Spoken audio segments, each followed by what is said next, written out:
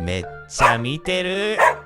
なんか構えてるし、また言いがかりつけてくるし、一体どうしたんだよ。さっきから言ってるじゃん、出してくれって。ずっと喋りかけてるのにカメラばっか向けてきて。ねえ、聞いてる？そんなにふっちらかして一丁前に文句ばっかじゃんかよ。もう怒るぞマジで。扉開いてるんですけど。